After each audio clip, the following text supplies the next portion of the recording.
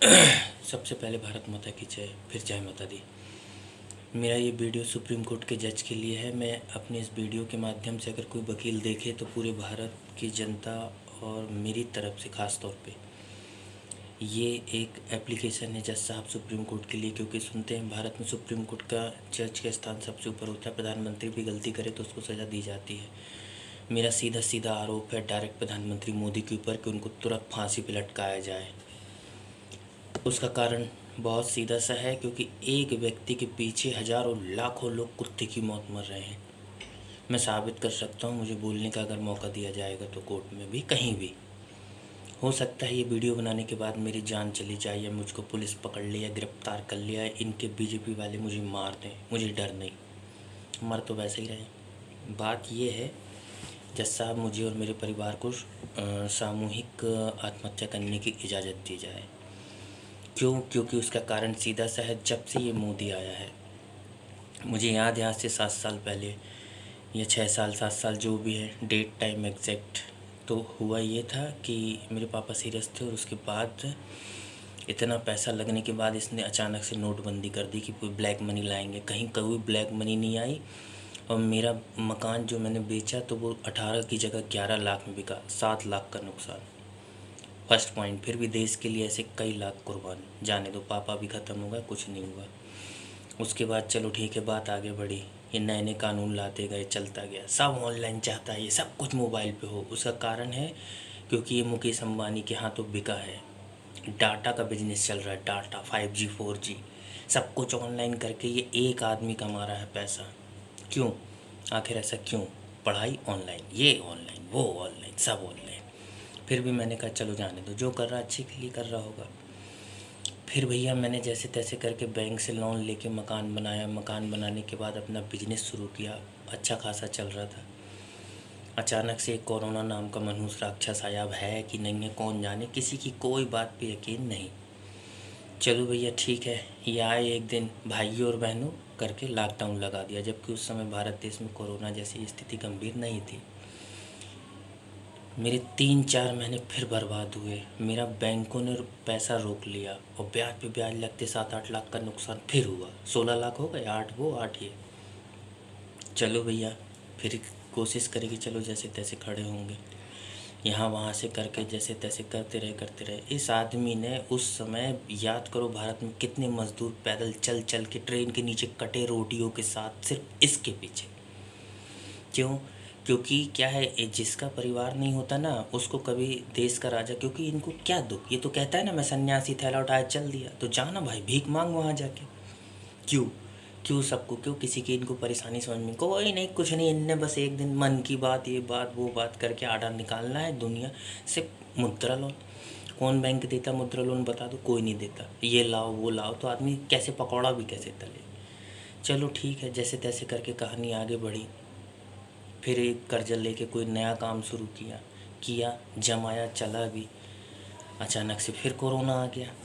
फिर कोरोना आया, 2-3 महीने के लिए से अभी तक, आज तक फिर बंद है सब। कर्जा बढ़ते जा रहा। और बैंक वाले, जहाँ हर हिंदुस्तान में हर आदमी EMI में ज़िंदा है। अगर मेरी बात गलत हो तो बोलो। अब अचानक से लॉकडाउन खुलेगा कभी न कभी, और उसी दिन एट प्रेजेंट सब आ जाएंगे, लाओ पैसा दो। इस आदमी की कहीं कोई चिंता नहीं, सब मर रहे हैं, दवाई है, इंजेक्शन है, सब कुछ है, लेकिन है कुछ नहीं। हकीकत क्या है आज बच्चा बच्चा जानता है।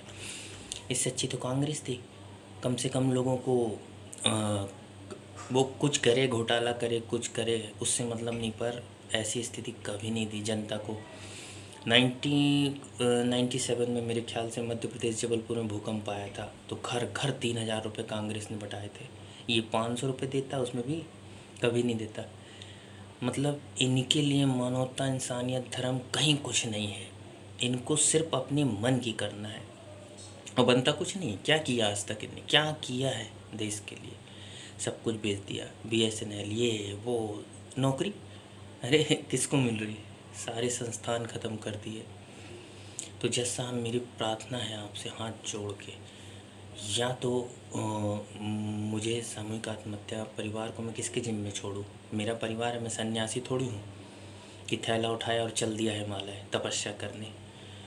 या तो इस आदमी को फांसी पे लटकाया जाए तुरंत के तुरंत, मोदी को तुरंत के तुरंत। मैं कोर्ट में एक एक सबूत के साथ अगर मेरी बात गलत निकल जाए तो मुझे कुत्ते की मौत मारा जाए, पर इस आदमी को तुरंत फांसी दी जाए। नहीं तो ये तो क्या है, ना भारत रहेगा ना कोई रहेगा, कुछ नहीं बचेगा। मेरी हाथ जोड़ के प्रार्थना है जज साहब, और अगर कोई वकील ये मेरा वीडियो देख रहा हो, ये सीरियसली बात है ये, क्योंकि क्या है, इतना परेशान करते हैं ये बैंक वाले और सब के सब। ईएमआई कहाँ से ला के दे, काम बंद, लॉकडाउन लॉकडाउन लॉकडाउन।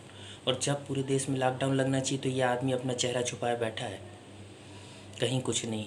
लोग तड़प तड़प के मर रहे हैं, किसी को कोई। अब जज साहब आप भी बस फैसले कोई का कोई सुना दे तो अरे तुरंत निर्णय चाहिए, तुरंत। अगर कर सके नहीं, मैं अपने छोटे छोटे बच्चों को लेकर कहाँ जाऊँ। मैं अपना घर नहीं बेचने दूंगा और बैंक वालों को कब्जा भी नहीं करने दूंगा। या तो मैं आतंकवादी बन जाऊंगा, या मैं सबको मार दूंगा, या खुद मर जाऊंगा। या तो इस आदमी को फांसी, सिर्फ और सिर्फ फांसी, वो भी तुरंत लटकाया जाए मोदी को फांसी पे।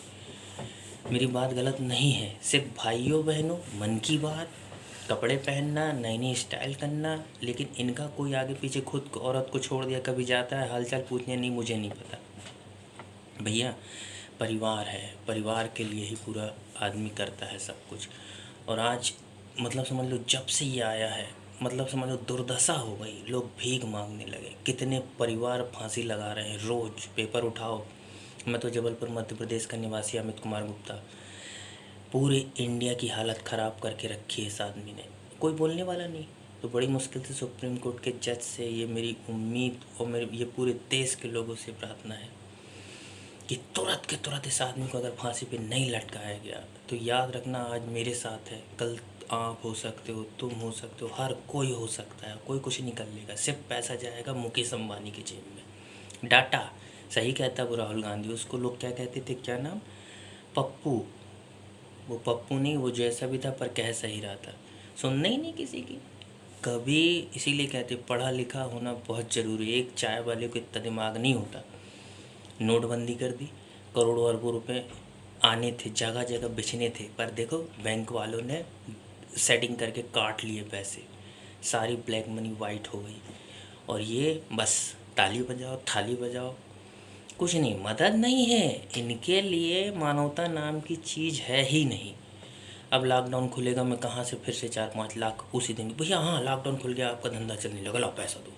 भैया लॉकडाउन खुलेगा, 1-2 महीने लगते हैं ज़माने में। सुनने वाला कौन, मुख्यमंत्री सहायता योजना, हैट तेरी मुख्यमंत्री शिवराज की भी, सब बेकार, टोटल फ्रॉड हैं। इससे अच्छा तो वो कमलनाथ जी थे, कांग्रेस कम से कम सुनती थी, दिल उनके दिल था। इन लोगों के दिल नहीं है, ये साले अपनी जेब भर रहे हैं, चोर हैं सब के सब चोर हैं। और बड़ी उम्मीद से मैं आपको ये प्रार्थना कर रहा हूँ, अगर जज साहब अगर ये मेरा केस तुरंत सुन लिया जाए, मैं बाकायदा कोर्ट में सबके सामने एक एक इनके दुर्गुण बताने तैयार, उनकी कमियाँ। भगवान की कसम, कोरोना में नियंत्रण किया जा सकता था, सब कुछ किया जा सकता था। मिलिट्री हमारे देश की शान है, किसान हमारे देश की शान है, लेकिन इनने सबको बर्बाद कर दिया। सारे सरकारी उपकरण बेच रहे हैं, ये प्राइवेट वो प्राइवेट। पता नहीं गुजराती आदमी कितना थर्ड क्लास काम कर रहा है, ये सिर्फ बिजनेसमैन की तरह। तो ठीक है, अगर जज साहब आप सुनते हो तो ठीक है, नहीं तो मेरे पास कोई ऑप्शन नहीं है। जय हिंद, भारत माता की जय।